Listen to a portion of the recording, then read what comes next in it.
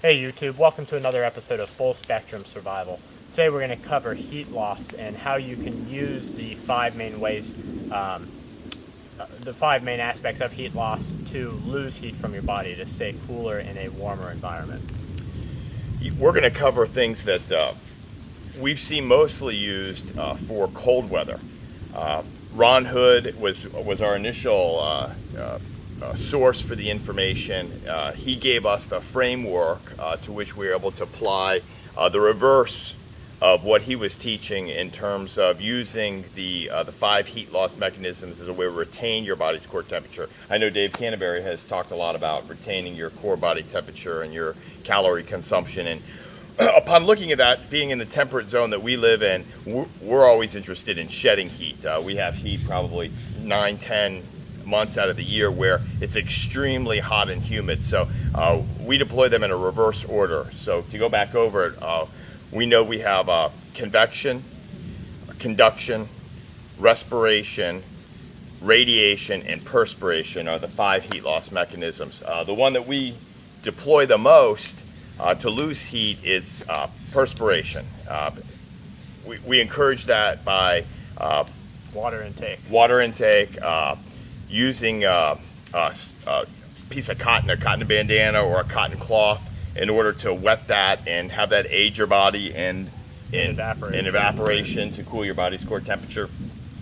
As you can see, the way we're dressed, we're definitely trying to be cognizant of our climate and its effects on us and our workload throughout the day and what we're trying to accomplish, whether we're just practicing bushcraft skills or we're performing an experiment to see in a long duration emergency, how would you structure your daily activities in our temperate zone? And we challenge you to ask yourself the same questions, because here in the South, we have some serious considerations for our water intake and for the amount of physical activity that we put out each day, and at what time of the day that we put that material out. Yeah, and I'm going to go ahead and cover a couple of the simple ones. One being convection, where you're letting the air whisk the heat away from you. So that's either by wind or not wearing too much clothing, or just simply taking your hat off when you're in the shade and the sun's no longer hitting you. That'll allow the air to whisk that heat away from you. And then you've got your conduction, which in a cold temperate environment you would try to bounce that radiant heat back up on you and use that so as not to lose your body heat to to the rock or to the ground. Well, in a warm environment, you'll want to let your body not touch as much as possible, because the ground, of course, is a different temperature than you. So laying on the ground, you're not going to be able to lose as much heat to that, but you will lose a certain amount. So you'll want to change your environment as necessary to not limit what convection can do. You won't want to just lay on the ground. You'll want to be on a raised bed, so that you're not just soaking your heat into the ground. You're letting convection pull it away from you. Which is kind of what they do in the Middle East when they build their buildings. That's right. Yeah. They build them with a layer in between each floor that lets the air take the hot air that builds up in between each floor of a building and wisp it away to add in the cooling of the building. And I think that was the theory that you're talking about. Yes, it sure is. When we look at workload and what we can do, we're going to put a link to the bottom of the channel that goes to a .mil site that gives you a work-rest formula. It's something that we use on a daily basis here in planning out what we're going to do the next day and how much work we're able to take on.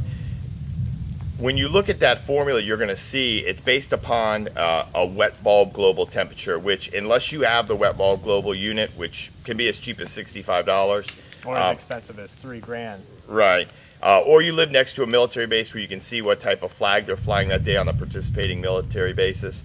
You're not going to know what the wet bulb is, but we did come up with a way to be able to take the heat index, which is a very simple calculation in comparison to the wet bulb index. The heat index takes into temperature and humidity into account in shade. And I think that's the biggest point that most people that have some activities they're planning or they have to contemplate when they're going to get it done is that heat index, which they talk about on the news, that's for undercover in shade.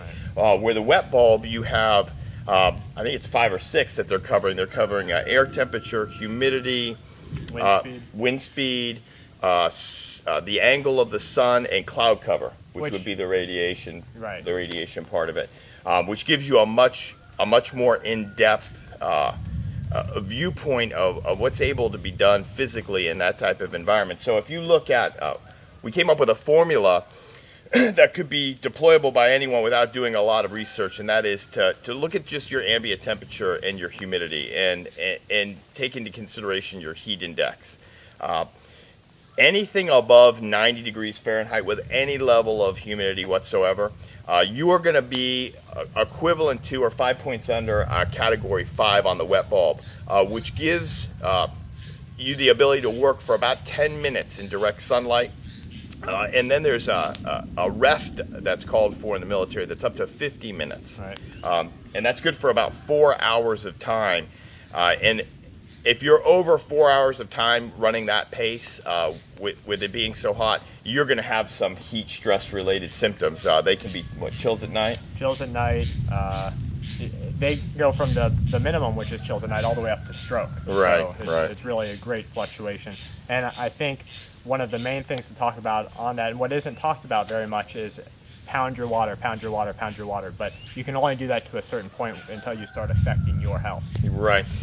Your electrolyte count starts to be affected greatly at anything over about a quart per hour. Now, in the military guidelines that we use, it's a quart and a half per hour, just depending on the body size and the health, the general health of the individual. That's what we use. We suggest you do a minimum of a quart per hour if you're in the heat. But if you do any more than that, if you exceed the 12 allotted quarts in one day, you run serious risk of overhydration, and that would balance your salinity and your electrolytes. That's right.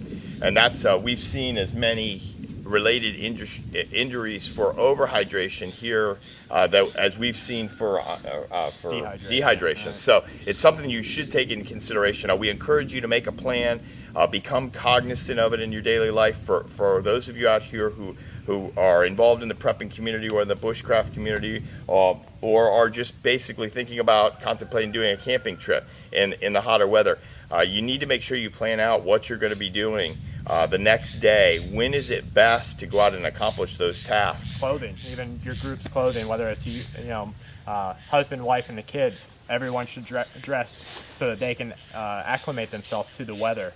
Right. In a similar manner, and we see this happen a lot where mom and dad will be wearing the appropriate clothing, but the kid will wake up cold, put on blue jeans, and then be sweaty the rest of the day and not be able to fluctuate with the weather and with their level of exercise. Right, exactly. So we want you to think about that and to come up with a plan and start to really incorporate it in your activity. And again, like I mentioned before, for all those who like to get out in the field and do different experiments or practice different skills, start incorporating it into your daily plan. It's going to benefit you. It's going to keep you safe. It's another spectrum of survival or preparation for any type of outdoor work that you have to contemplate when it's hot. Yep. And I don't think we have anything else to cover, but I wanted to say thank you guys for viewing our videos, taking the time out of your day to watch the videos. We hope that we can bring to the YouTube community what we've taken away from the YouTube community and a little bit more. Okay, thanks again for watching. Thanks.